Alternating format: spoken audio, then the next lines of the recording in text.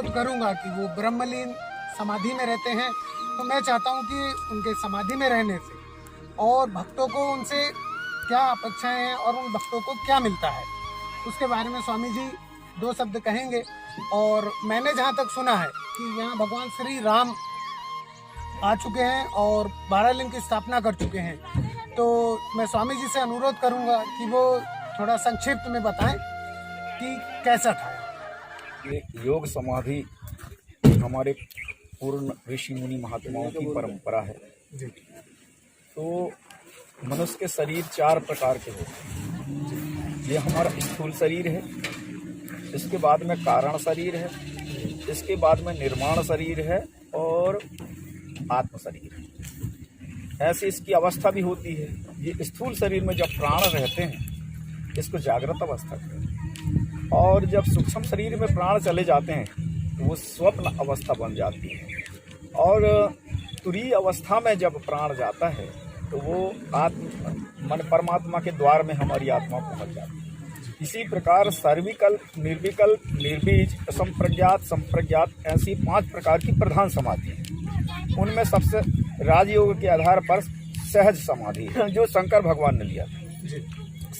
शंकर सहज स्वरूप समारा लागी समाधि अखंड प्रकारा बीते सम्मद सहस 87 तजी समाधि संभु अवनाशी। तो 87,000 वर्ष तक समाधि में मग्न रहे पार्वती जी। महाराज मैंने सुना है आप पचमढ़ी में भी आपने साधनाएं की, तो थोड़ा पचमढ़ी का अनुभव भी। पचमढ़ी में जानकी कुंड के आगे एक गुफा है जी, वहाँ पे मैं साधना करता था जी। भैरव जी की साधना छोड़ करके 10 महाविद्याओं में दूसरी महाविद्या तारा, काली के बाद तारा होती है।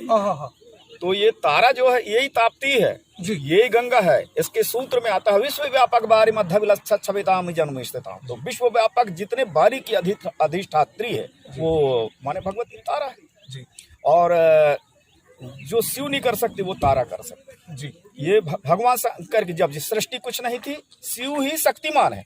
ब्रह्मा विष्णु ये शक्तिमान नहीं है, इंद्र शक्तिमान नहीं है, जो श्रीमान है। गणेश जी शक्तिमान नहीं है, जो श्रीमान है। शक्तिमान केवल शिव हैं, उनके अंदर वो 10 शक्ति समाई हुई है। महाकाली, तारा, षोडशी, त्रिपुर सुंदरी, भुवनेश्वरी, छिन्नमस्ता, त्रिपुर भैरवी, धूमावती, बगलामुखी और मातंगी तथा कमला, ये 10 महाविद्या। आपने पचमढ़ी में भी कुछ दिन प्रवास किया है? जी, पचमढ़ी में मैंने बहुत पहले सन 1978 में रहा हूँ मैं वहाँ पे। उस 1978 के बाद में वहाँ से भ्रमण करते हुए जी फिर मैं भोपाली में आया था जी। भोपाली में फिर एक महात्मा के साथ मेरी दोस्ती हुई वहाँ पे। पहले बहुत दुर्गम स्थान था वो जी, तो वहाँ पे फिर मैं माँ भगवती तारे की उपासना किया जी। इसके बाद फिर मैं यहाँ से जाने के बाद फिर जिला सिवनी के ग्राम बजरवाड़ा में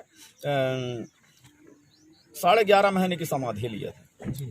परमिशन नहीं दिए तो पूरे हिंदू और मुसलमान सब एकत्रित हो गए कि इतनी बड़ी तपस्या करने के लिए हमारे गुरुदेव जा रहे हैं, और ये पुलिस वाले रोक रहे हैं। गुरुदेव, हम मुसलमानों ने साथ दिया, हिंदुओं ने साथ छोड़ दिया।